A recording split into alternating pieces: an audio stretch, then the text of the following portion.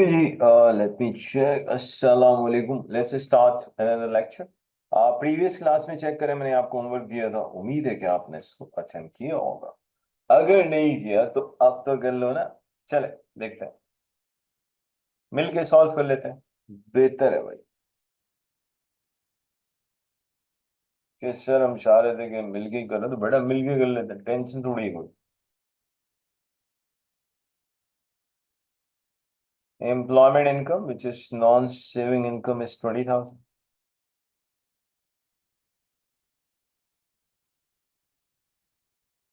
Saving income is सिर्फ एक ही चीज आती है, दैट इज इंटरेस्ट इनकम।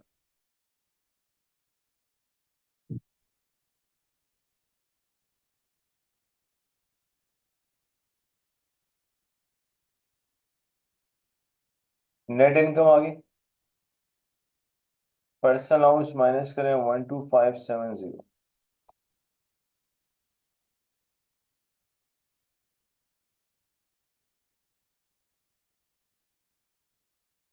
तो 90,000 में से 12570 माइनस करें।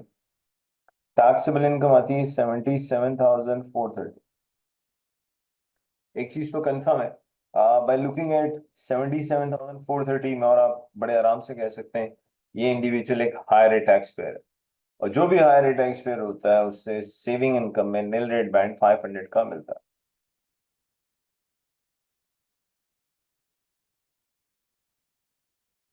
Non saving income,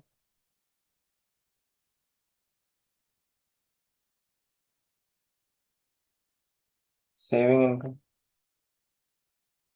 total. Non-saving is 20, saving is 70.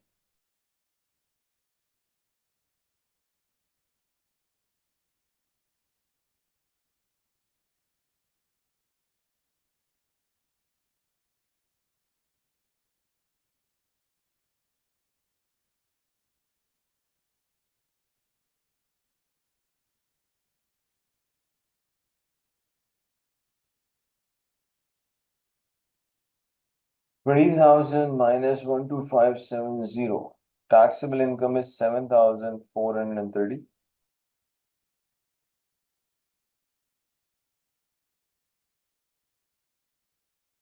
सबसे पहले ऑब्वियसली हम टैक्स करेंगे किसे, नॉन सेविंग।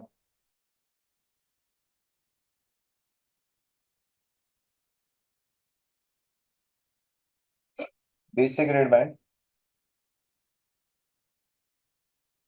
सारी की सारी नॉन सेविंग है ही 7,430 falls in basic rate band, जहां टैक्स का रेट लगेगा 20%।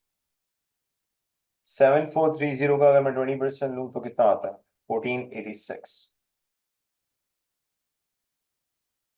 ये आ गया 1486। ऑब्वियसली ये बंदा जो है, जैसे बंदी, अबे जो भी है यार, ये जो इंडिविजुअल है, यूं कर लो ठीक है, इस इंडिविजुअल को saving income and net band 500 का मिलेगा, वजह ये एक हायर टैक्स पेयर है।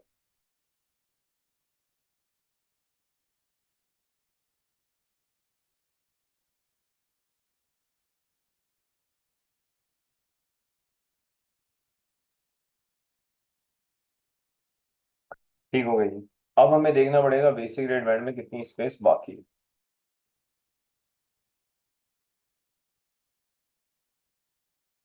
7430 हम कंज्यूम कर चुके हैं, 500 भी हम यूटिलाइज कर चुके हैं।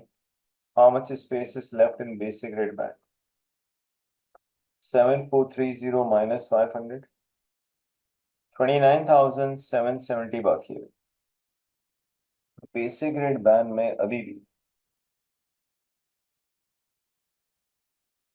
29,770 बाकी है। Applicable tax rate 20%।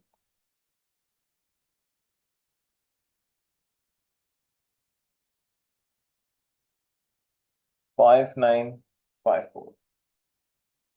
अब बेटा जो भी रिमेनिंग आपकी सेविंग इनकम है सारी की सारी फॉल करेगी हायर रेट बैंड में। Applicable tax rate 40%। Saving income please जरा जागते रहेगा, 70,000 है जिसमें से 500 हम ले चुके हैं, किसमें, नील रेट बैंड में। 29770 ऑलरेडी हम बेसिक रेट बैंड में ले चुके हैं। सो 70,000 में से माइनस करें 500 माइनस करें 29770, मेरे पास आंसर आ रहा है 39,730। इस पे हम 40% लगा दें।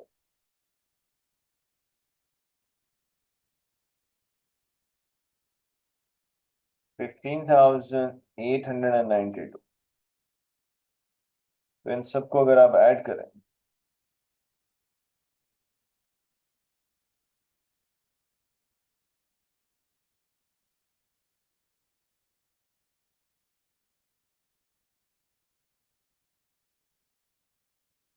देखते हैं 1486 plus 5954 plus 15,892। Income tax liability आ रही है 23,332। तो आप इसे अपने आंसर के साथ ही मैच कर लें, यही आया था या यही आया था।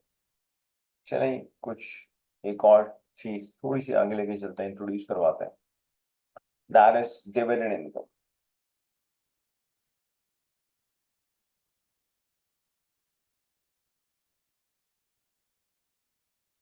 देखिए डिविडेंड इनकम में नंबर वन, पहले तो हमें ये पता होना चाहिए, सबसे पहले हम नॉन सेविंग को टैक्स करते हैं, फिर हम सेविंग इनकम पे टैक्स का रेट लगाते हैं, और सबसे आखिर में हम डिविडेंड इनकम को टैक्स करते हैं।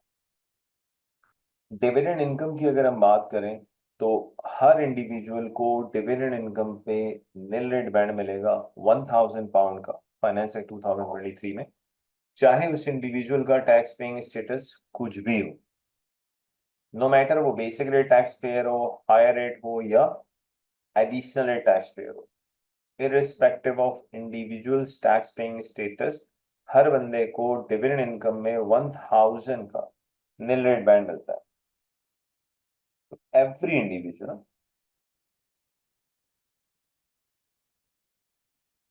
Individual gets nil rate band of 1,000 on dividend income.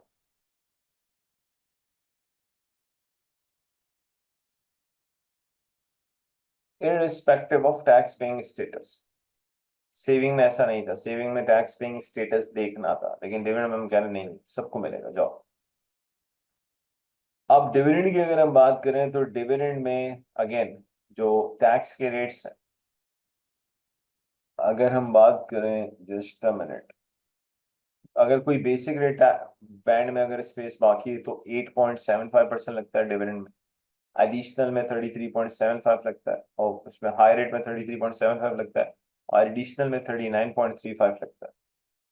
And let me tell you these rates में दोबारा वही बात कर रहा हूँ, एग्जाम में भी गिवन होते हैं भाई, अगर आप चेक कर लें।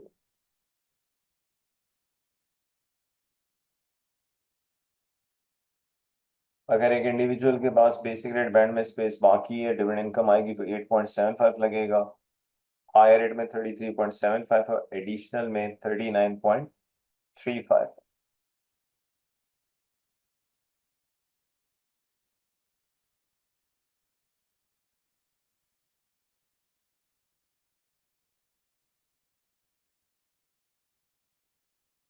चलो जी, क्वेश्चन की तो बात करते हैं। डायरेक्टली लेते हैं नॉन सेविंग इनकम,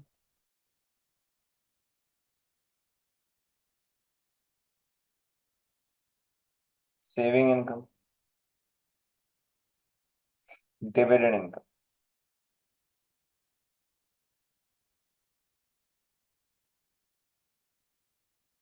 टोटल। चलिए नॉन सेविंग में मान लें कि आपके पास कोई एम्प्लॉयमेंट इनकम है, लेट्स से 40,000, सेविंग इनकम है जी 20, और डिविडेंड इनकम है 30, इन सब का टोटल आ जाएगा 90,000। पर्सनल अलाउंस को नॉन सेविंग में से माइनस करेंगे 12,570। अगर नॉन सेविंग नहीं होती तो फिर सेविंग में से माइनस करते हैं भाई, वो भी नहीं होती तो डिविडेंड में से माइनस करते हैं।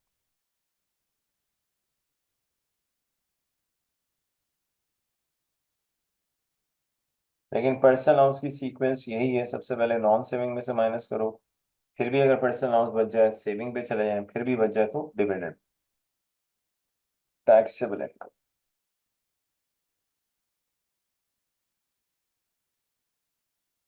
40,000 में से 12570 माइनस करते हैं, ये 27,430 आता।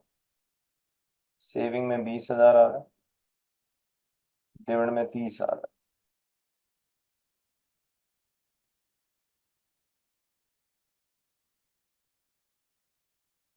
तो हमारे पास जो टैक्सेबल इनकम आती है वो 77,430 आती है।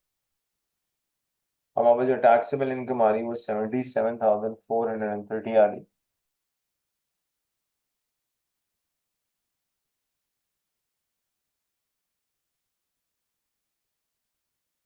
Income tax, basic rate bank, non saving, सारी की सारी जो टैक्सेबल इनकम है नॉन सेविंग में विच इज 27,430, ऑब्वियसली वो किसमें फॉल करती है, बेसिक रेट बैंड में।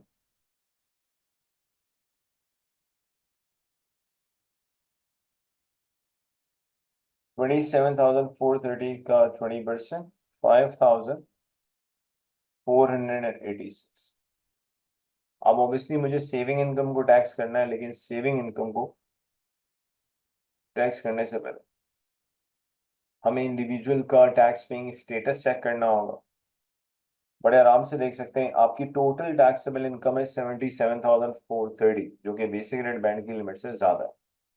तो ये इंडिविजुअल ठहरा हायर ए टैक्स पेयर। जो हायर ए टैक्स पेयर होता है उसे सेविंग इनकम में निल रेट बैंड 500 का मिलता है। निल rate band saving income 500।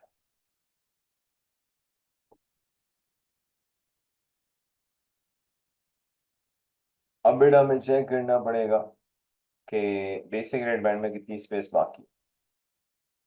Basic rate band की लिमिट है 37,700।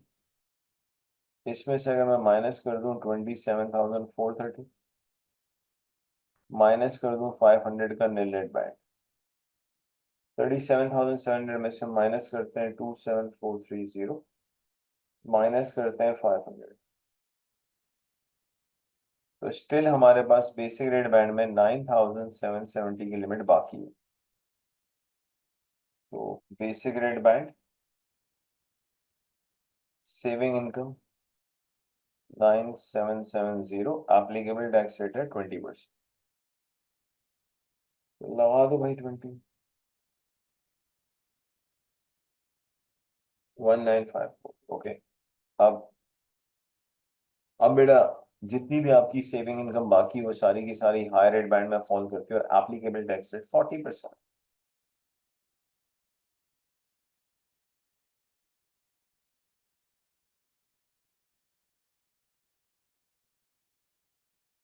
20,000 की आपकी टोटल सेविंग इनकम भी थी, 20 में से 500 नेट रेट बैंड के माइनस कर दें, 9,770 जो बेसिक में आ चुका है वो माइनस कर दें, तो स्टिल 9,730 बाकी है। हमने 20,000 में से 500 को माइनस किया, 9,770 को माइनस किया, जो बच गया सेविंग इनकम का दैट इज 9,730। ऑब्वियसली ये किसमें फॉल करता है, हायर रेट बैंड में, क्योंकि बेसिक रेट बैंड खत्म हो गया। इसका 40%, 3892। नाउ लिसन, अब बेटा आपके पास डिविडेंड इनकम है 30,000 की, 30 की, जिसको आपने टैक्स करना है। और डिविडेंड इनकम में irrespective of individuals tax paying status her individual को निल रेट बैंड मिलेगा 1,000 का।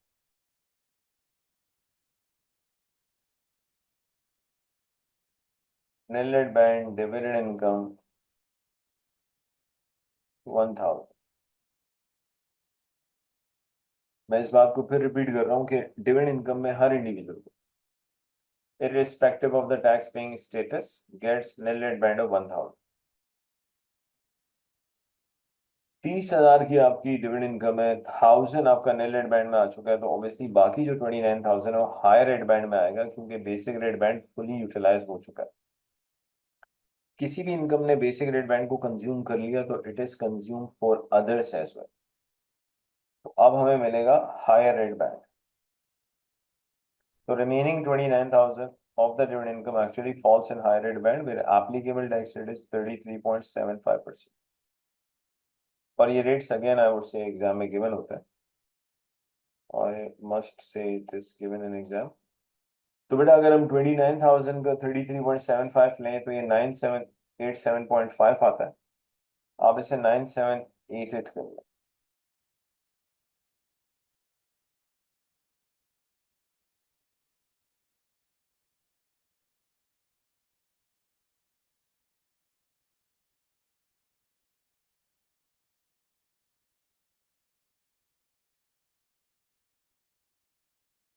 5486 प्लस 1954 3892 9788।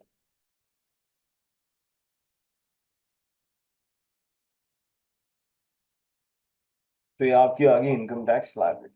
चले एक नया कॉन्सेप्ट लाते हैं।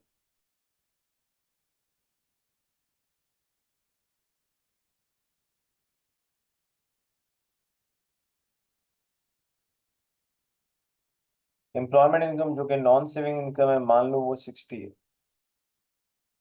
पे ही गिवन है, पे एज यू अर्न। जैसे जैसे ये एम्प्लॉय कमा रहा था वैसे वैसे ये टैक्स भी पे कर रहा था, पे एज यू अर्न मीन्स आप इसको यूं समझ लेंगे पे ही एक एडवांस टैक्स है जो आप ऑलरेडी पे कर चुके हो। मान लो पे ही आ रहा है 5,000 रिक्वायर्ड, हमें इनकम टैक्स लायबिलिटी निकालनी है।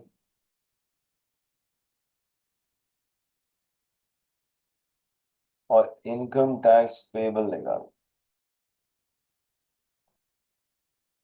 तो दो चीजें कैलकुलेट करनी, income tax liability, income tax payable. इसका डिफरेंस भी थोड़ी देर में पता लगेगा इंशाल्लाह। Employment income non saving income है, इसमें तो कोई डाउट ही नहीं है, बस डायरेक्टली ले लो।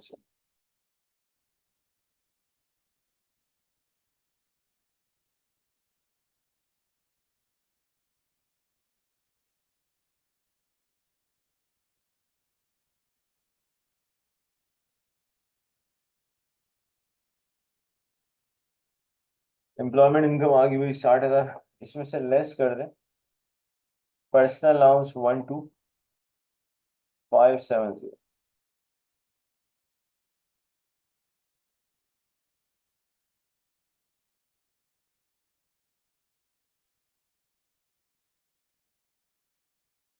60,000 में से 12,570 माइनस करें, टैक्सेबल इनकम आती है 47,430। टैक्सेबल इनकम आ गई 47,430। अब टैक्स लगा देते हैं।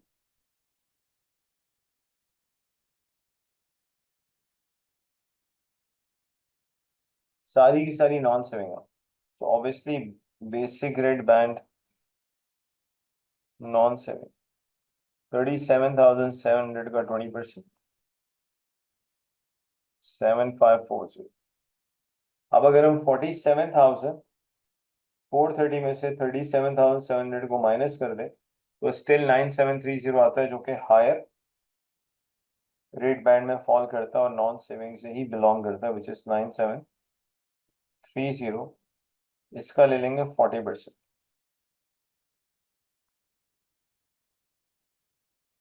3,892।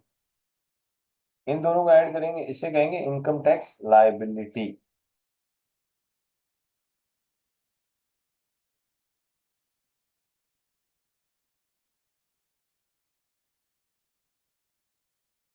इस इंडिविजुअल की इनकम टैक्स लायबिलिटी आती है 11,432। पेई का मतलब होता है पे एज यू अर्न, एडवांस में जो आपने टैक्स दिया है, तो इस इंडिविजुअल ने ऑलरेडी एडवांस में टैक्स दिया हुआ है, उसको लेस कर दें। जो टैक्स एडवांस में दिया हुआ है विच इज 5,000 माइनस कर दें। अब जो बचेगा ये आपका इनकम टैक्स पेबल है।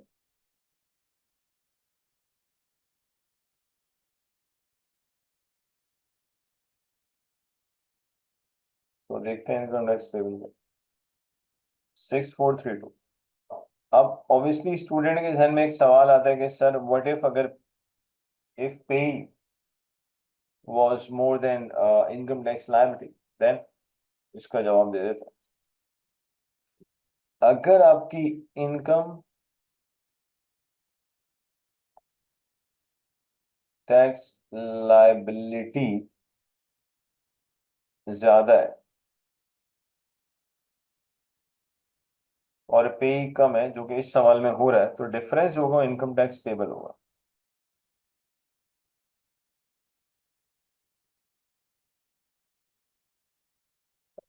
कभी ऐसा भी हो सकता है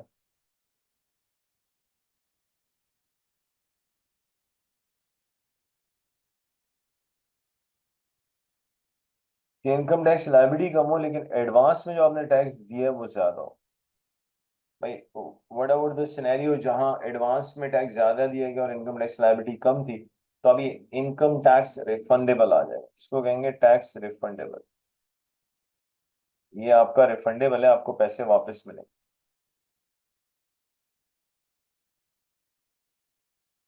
तो एक ऐसी सिचुएशन जिसमें पे ही ज्यादा और इनकम टैक्स लायबिलिटी कम है तो टैक्स रिफंडेबल आता है, एक किस्म का आपका एसेट है, टैक्स वाले आपको ये पैसे वापस करें। अगेन जी, एक छोटे सा सवाल दे के लेक्चर को खत्म करते हैं। होमवर्क कह लें आपसे, लेकिन इस दफा इसको अटेम्प्ट कीजिएगा, रिक्वेस्ट है। एम्प्लॉयमेंट इनकम ले रहे हैं जी 20, सेविंग इनकम में ले रहा हूँ यार 50, डिविडेंड इनकम है 10,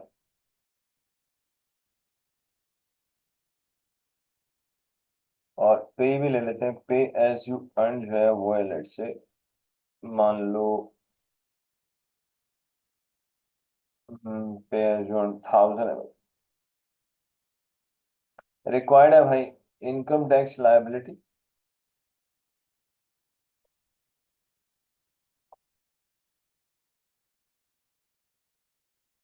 अगली रिक्वायरमेंट है इनकम टैक्स पेबल।